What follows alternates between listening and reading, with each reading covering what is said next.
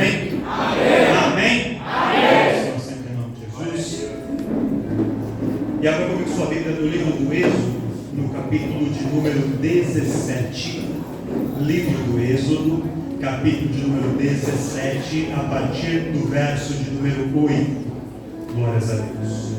Não era para que eu estivesse ministrando a palavra hoje, era a pastora Simara, que estava escalada, mas ela está muito ruim da garganta, não está conseguindo falar, está tossindo bastante, ia ser metade pregação, metade tossida no microfone, e aí ia dificultar bastante. Então ela falou que você prega, e aí quando ela falou para que eu pregasse, eu fui buscar o Senhor me trouxe nessa palavra. Eu já ministrei essa palavra outras vezes, mas isso me incomodava muito, porque ele sabe que há pessoas aqui que precisam ouvir essa mensagem nessa noite. Deus vai falar com você de uma maneira especial. Quem acredita que Deus vai falar com você? Diz assim, o livro do Êxodo, capítulo de número 17, a partir do verso 8, olha a epígrafe. Amaleque peleja contra os israelitas. Diz assim, a partir do verso 8. Então veio Amaleque e pelejou contra Israel em Refidim. Pelo que disse Moisés a Josué: escolhe-nos homens e sai e peleja contra Amaleque. Amanhã eu estarei no cume do outeiro e a vara de Deus estará na minha mão. E fez Josué como Moisés lhe dissera, pelejando contra Amaleque. Mas Moisés, Arão e Hur subiram ao cume do outeiro. E acontecia que quando Moisés levantava a sua mão, Israel prevalecia. Mas quando ele abaixava a sua mão, Amaleque prevalecia. Porém as mãos de Moisés eram pesadas, por isso tomaram uma pedra e a puseram debaixo dele, para assentar-se sobre ela. E Arão e Hur sustentaram as suas mãos, um de um lado e o outro do outro. E assim ficaram as suas mãos firmes até que o sol se pôs. E assim Josué desfez a Amaleque e o seu povo a fio de espada. E então disse o Senhor a Moisés: escreve isso para a memória num livro e relata-o aos ouvidos de Josué, que eu totalmente hei de riscar a memória de Amaleque de debaixo dos céus.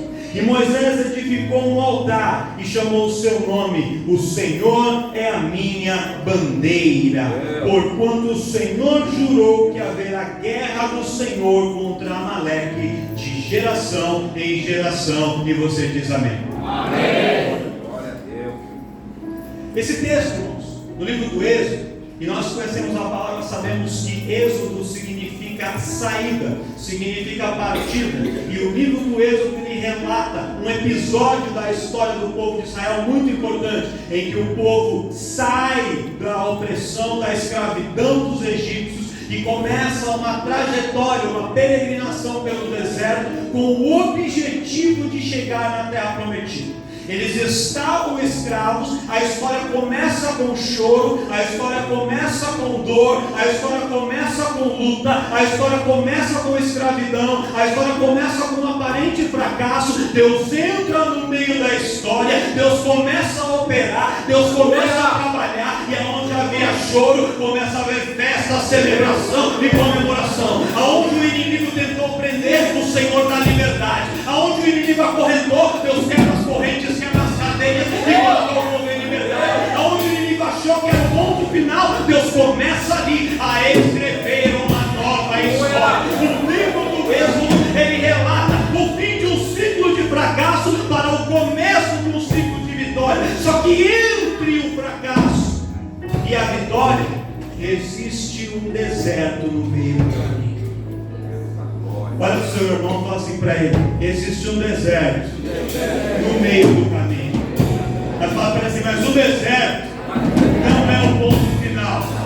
Você não vai ficar no deserto, você não vai morrer no deserto. A sua história não acaba no deserto, a sua história passa pelo deserto, atravessa o deserto, cruza o deserto. Mas se o deserto ele tem data marcada, tem hora marcada, tem dia marcado para acabar, e você vai chegar do outro lado.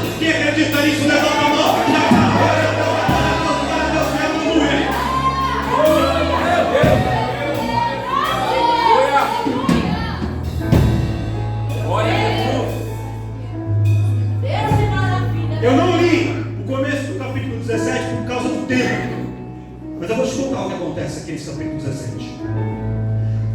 O narrador Moisés conta que o povo sai do deserto de Sim. Ali era um monte de desertos, um ao lado do outro. Acabava um deserto e começava outro. Eles saem do deserto de Sim. E eles chegam em uma cidade, um vale, na verdade, chamado Refidim. E o nome Refidim em hebraico significa ponto de descanso, lugar de descanso, lugar de refrigério, lugar de renovo, de novas coisas. Veja bem, o povo sai do deserto de Sim e chega em Refidim. Quando eles chegam lá, qual que era a expectativa do povo chegando num lugar de refrigério? Que ali fosse tudo dar certo, que ali eles iam ficar tranquilos, que ali eles teriam um tempo de paz, que ali não ia ter problema nenhum, ia ter água, ia ter comida, eles iam descansar e talvez fossem até ficar ali para sempre.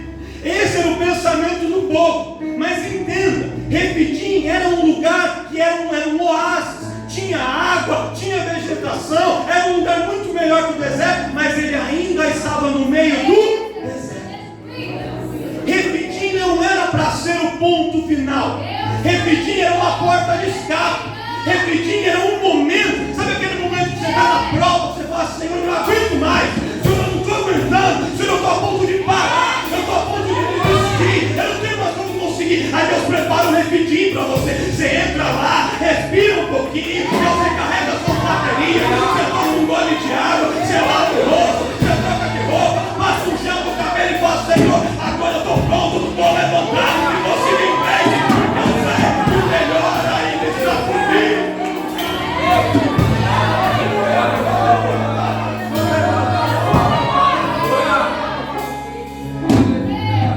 Tem pessoas entrando aqui dizendo: Senhor, eu não estou aguentando mais, Senhor, eu não estou aguentando mais esse processo. Deus manda te dizer: estou preparando um ponto de descanso para você nessa noite. Estou preparando um local de refrigério para você nessa noite. Estou preparando um momento de alívio para você nessa noite. Ainda não é o destino final, ainda não é a terra prometida, mas é o momento em que Deus está preparando para recarregar as suas baterias espirituais.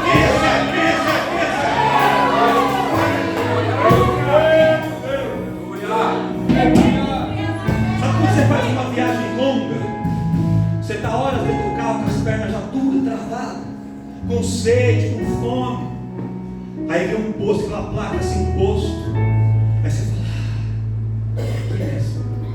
aí você para lá, compra uma Coca Zero, uma coxinha, vai no banheiro, lava a mão, um cabelinho assim no espelho, assim, você sai de lá, irmão, renovado. Sai ou não sai? Se for no grau, sai bem mais pobre também, mais renovado. Mas você sai. Isso é refrigerante. É um ponto estratégico de parada para te dar um refrigério, mas ainda não é o ponto final. O melhor de Deus ainda está. Glória a Deus. Só que acontece, quando eles param lá, eles esperam que tudo fosse maravilhoso, vai ser tudo fantástico. Só que naquele lugar onde era para tudo ser maravilhoso, não havia água. Aonde era para ver refrigério no meio do deserto, não havia água. Entenda uma coisa, irmãos, a nossa mente, ela determina muitas das coisas como a gente vive, a forma como a gente vive.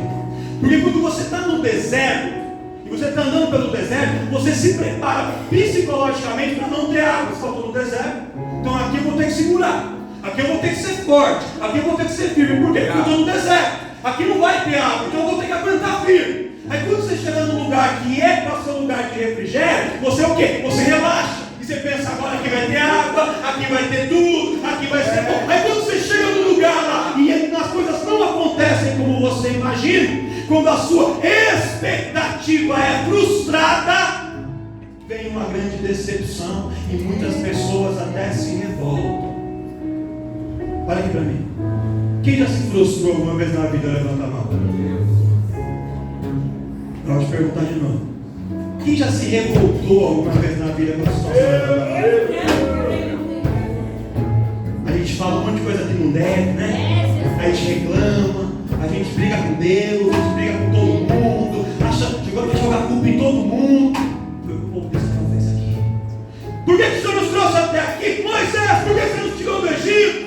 Para vir até aqui, para morrermos de sede, nós, os nossos filhos, o nosso gado. Por que nós saímos do Egito para morrer de no meio desse deserto? A gente chegou aqui, achou que até água não tinha água. E eles começam a cobrar Moisés e ameaçar Moisés e colocar Moisés contra a parede, porque na hora da luta a gente quer achar um culpado. A gente quer achar um culpado para o problema. Olha por irmão, você lá fala para ele assim: não adianta procurar culpado.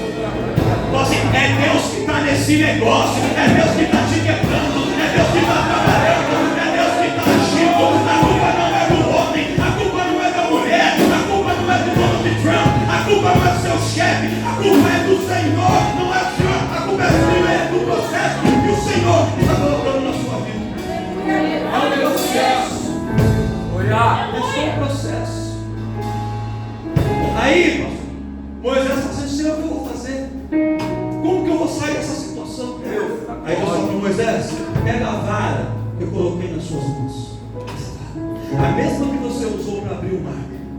Vai lá, bate na rocha, fere a rocha, e quando a rocha for ferida sairá água. Aí Moisés vai lá, fere a rocha, a água sai, e o povo, mais de 2 milhões de pessoas, se sacia, toma da água que sai daquela rocha. Glória a Deus. Aleluia. Isso é uma experiência tremenda, sim ou não? Sim. É um milagre, sim ou não? Sim. Tremendo. Glória a Deus. Aí que o povo faz: agora está tudo bem. Começou meio complicado, mas agora Deus colocou as coisas no lugar. Agora ajeitou tudo, está tudo bem. Aí eles ficam em Refidim, acampam em Refidim, relaxam em Refidim, bebem água em Refidim e acham que vão ficar ali naquela tranquilidade para sempre. Só que naquele momento, por trás, de emboscada pelas costas, Amaleque e o seu exército vem marchando contra eles. Aí o texto nós temos: e Amaleque peleja contra o povo de Israel em Refidim. Eles fazem uma estratégia de guerra vindo por trás do povo para pegá-los de surpresa, para dar uma armadilha para poder emboscar o povo de Deus. Só que o homem de Deus e a mulher de Deus, ele não é pego em armadilhas. Aleluia. Aleluia. Eu quero dizer uma coisa para você, meu irmão, minha irmã, nessa quinta da vitória.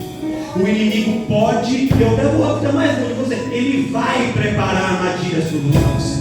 Ele vai vir por caminhos que você não imagina, ele vai usar pessoas que você nem imagina, ele vai criar situações que você nunca pensou. Mas eu quero te falar uma coisa: toda ferramenta preparada contra a sua vida já está caindo por terra nessa noite, porque o inimigo cria projetos, o inimigo cria armadilhas, o inimigo levanta emboscadas, mas maior é o nosso Deus, que nos dá escape, que nos dá livramento, que nos dá vitória, que nos dá estratégia em meia guerra. Eu quero dizer nessa noite que toda a estratégia do inimigo contra o seu casamento caiu por terra nessa noite. Toda a estratégia do inimigo contra a sua vida financeira caiu por terra nessa noite. Toda a estratégia do inimigo contra a sua família está caindo por terra nessa noite, porque o Senhor te trouxe aqui para te entregar a vitória, para te entregar a vitória.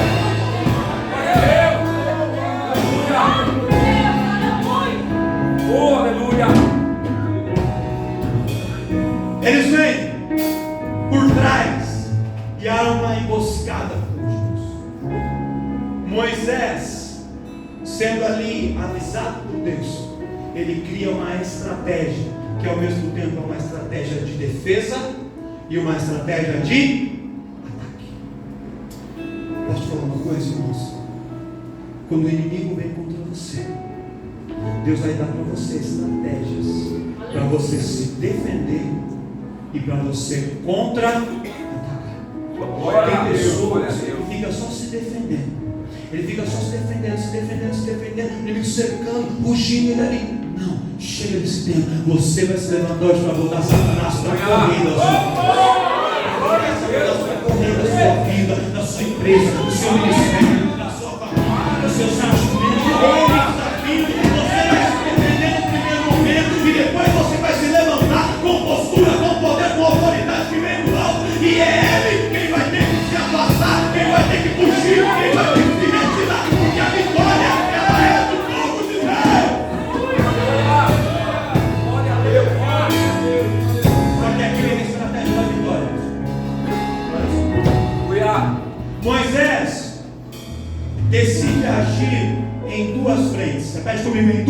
frentes. Uma, a frente espiritual. E a segunda, a frente humana, material. Deus, revela, Pai. O que é vitória aqui?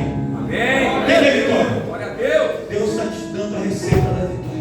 A vitória é conquistada através de postura espiritual e postura humana. Se só tiver o espiritual, nem sempre vai dar certo. Só quando Deus mandar ser só espiritual, porque às vezes Ele manda, mas é a exceção. Se você for só na força humana, você está indo na sorte. Pode ser que dê certo uma vez ou outra, mas na maior parte das vezes você vai fracassar. Mas quando você vai unindo a estratégia espiritual com a estratégia humana material, você vai ver que o resultado é testemunho de vitória.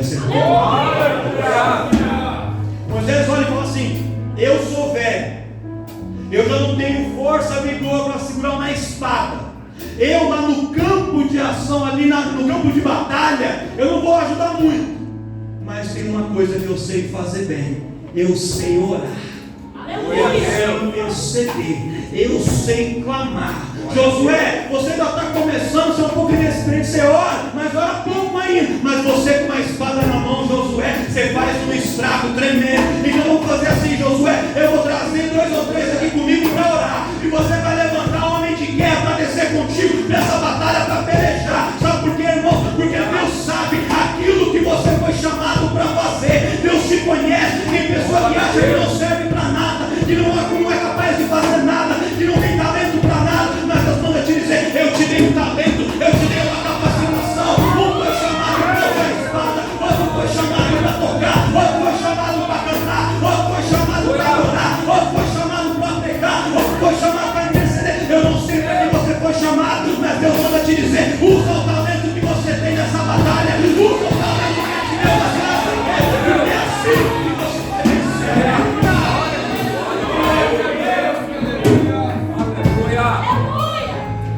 Às vezes a gente está fora de posição.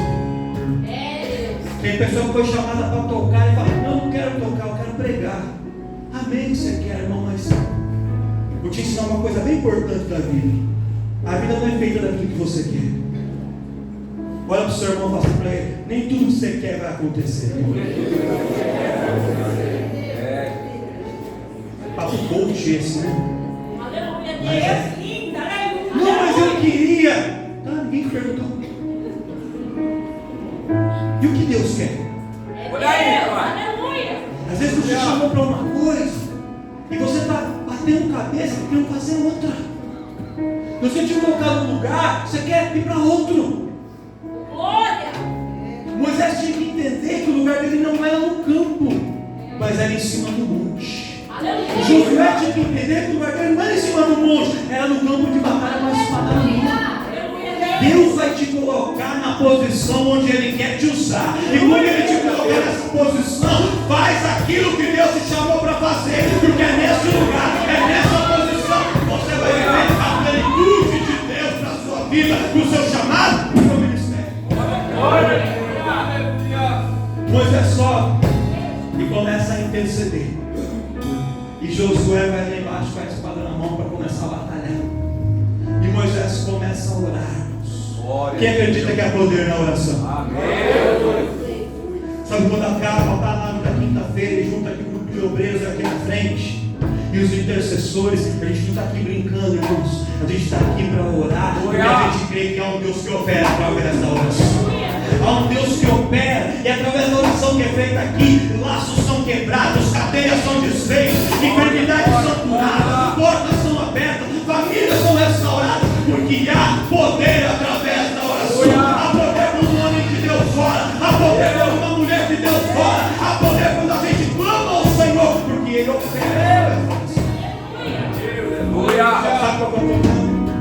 A gente até começa a orar, só que a gente cansa e para no meio do.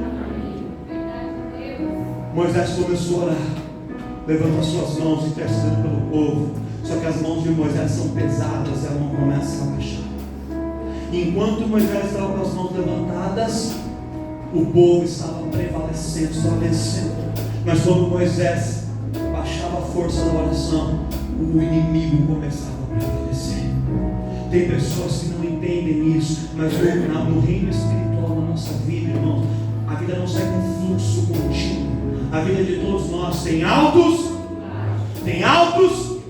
A gente tem momento que a gente está bem, tem momento que a gente não está tão bem, tem momento que a gente está forte, tem momento que a gente não está tão forte, tem momento em que as coisas estão acontecendo, tem momento que está tudo mais complicado, mas em todos os momentos de bênção e os momentos de vai, esteja firme em oração, porque se você está na bênção, a oração vai te manter na bênção. Se você está fraco, a oração vai te levantar e vai te colocar de pé e vai para a vitória. Você pode parar com tudo, mas não para de orar. Você pode desistir de tudo, mas não desista de clamar. Não desista de estar na presença de Deus. Não desista de fazer aquilo que Deus te chamou para fazer, porque é a oração que te sustenta no meio da luta. Moisés com as mãos levantadas, intercedia. Glória. E Josué lá embaixo era capacitado. Alguns estudiosos falam que Josué com uma espada, quando ele fazia um movimento assim da espada, ele cortava os inimigos pelo meio do seu torso, cortava, dividindo o corpo do homem ao meio. Josué não tinha força suficiente para aquilo, humanamente falando, só que ele estava sendo capacitado pela oração. E ele fazia esse movimento de cortar, e quando ele voltava, já vinha outro inimigo, ele cortava na ida e na volta. Deus dava para eles uma grande vitória. Uma flecha atirada por um homem de Israel acertava 2 inimigos e matava 2, às vezes com uma flecha só. Por quê? Porque Deus estava capacitando aqueles homens na batalha por causa da oração. Eu vou dizer uma coisa: há uma grande diferença quando você sai com o seu currículo para entregar e você chega lá no RH da empresa, faz uma boa entrevista, vai com uma roupinha bonita, ensaia um discursinho bonito, vai lá e entrega o seu currículo. Só que quando aquele currículo está sendo entregue debaixo de oração, a mulher do RH pode pegar e colocar por baixo, o anjo do Senhor vai tirar de baixo, coloca aqui em cima, ele carimba, ele fala assim: o homem não quer chamar, mas o Senhor vai bradar. Ele fala assim: eu não sei, tem outros candidatos melhores, mas alguma coisa me diz que eu tenho que chamar esse aqui, é essa aqui que vai dar a vitória. Às vezes a palavra está lá, o processo está lá na parede do coro, tem um monte na frente, mas o juiz vai lá e fala: eu vou julgar esse hoje, e ele tira, ele olha, ele carimba a vitória na sentença de vitória. Quando o Senhor está no negócio, ele faz o sobrenatural acontecer no meio da batalha, no meio da guerra, no meio da luta. O Senhor te faz triunfar.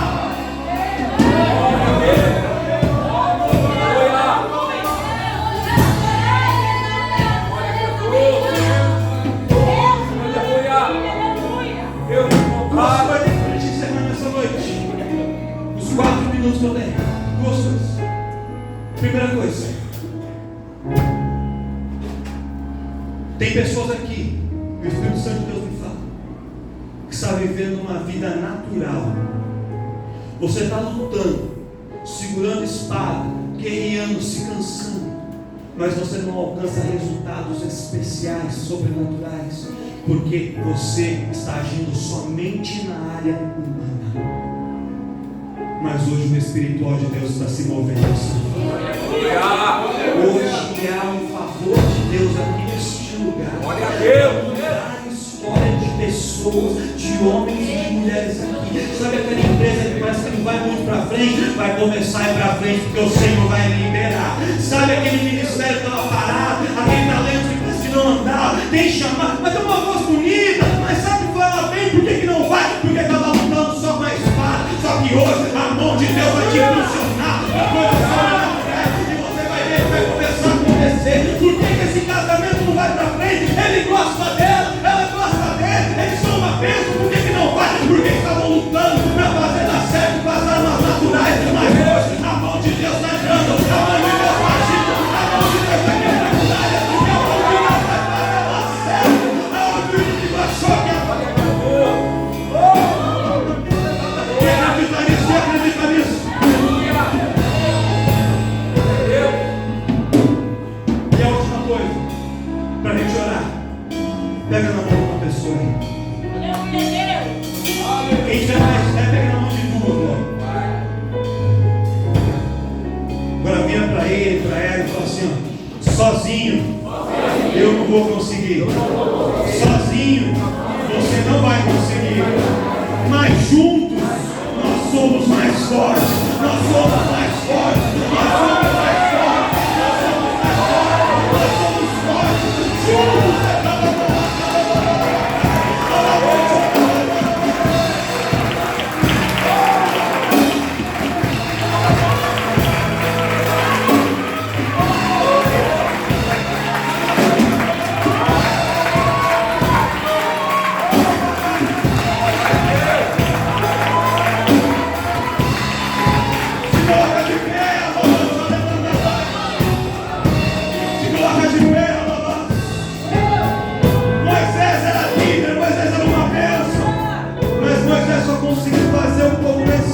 Porque Arão e Hur estavam do lado dele. Às vezes você acha que você é pequeno. Às vezes você pode não ser o Moisés da história, mas você é o Arão que vai ajudar a mão de alguém a permanecer de pé. Você é o Hur que vai segurar outra mão para ajudar a mão daquela pessoa a permanecer de pé para mover o espiritual. E entenda uma coisa: quando Moisés ora, sustentado por Arão e por Hur, não é Moisés que vence. Sabe quem vence? Todo o povo de Deus. Quando você ajuda alguém a conquistar, não é só aquela pessoa que conquistou, todo o povo de Deus conquista junto. Porque a vitória de um é a